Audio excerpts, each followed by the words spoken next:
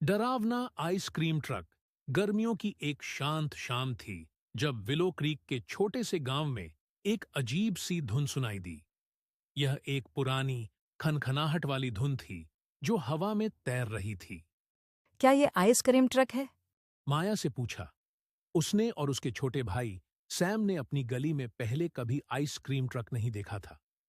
वे कुछ सिक्के लेकर बाहर दौड़ पड़े। वाकई एक पुराना अजीब सा ट्रक जिसकी रंगीन लाइट्स चमक रही थीं और सामने एक डरावनी मुस्कान बनी थी, धीरे धीरे गली में चल रहा था।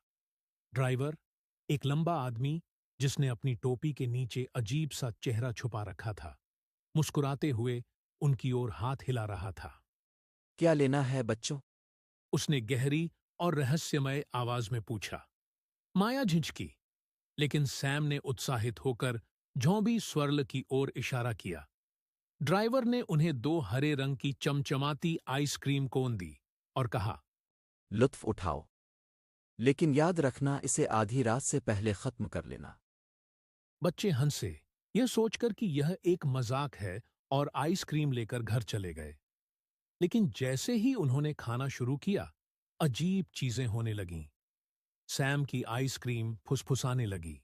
जल्दी खाओ, मुझे जल्दी खत्म करो। हरी आइसक्रीम एक छोटे तूफान की तरह घूमने लगी। माया की आइसक्रीम से रोशनी निकलने लगी, और जैसे ही उसने एक छक लिया, उसकी आवाज गिलहरी जैसी पतली हो गई। उन्होंने एक दूसरे को डर भरी नजरों से देखा, फिर घड़ी की ओर देखा। पहले ही 11:45 हो चुके थे।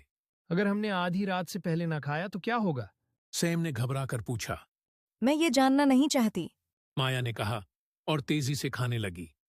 जब घड़ी 11:59 पर पहुंची, आइसक्रीम ट्रक की धुन फिर से सुनाई दी।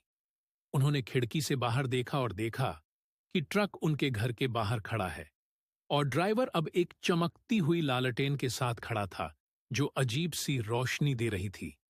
ड्राइवर ने आवाज लगाई। वक्त खत्म हो रहा है बच्चों। माया और सैम ने घबराकर आखिरी लुक़्मे खा लिए। ठीक आधी रात को ड्राइवर ने अपनी टोपी उतारी, हंसा और कहा, बाल बाल बच्चे, शायद अगली बार तुम घुसटल्ली संडे आजमाओ। फिर वह ट्रक में सवार हुआ और रात के अंधेरे में गायब हो गया।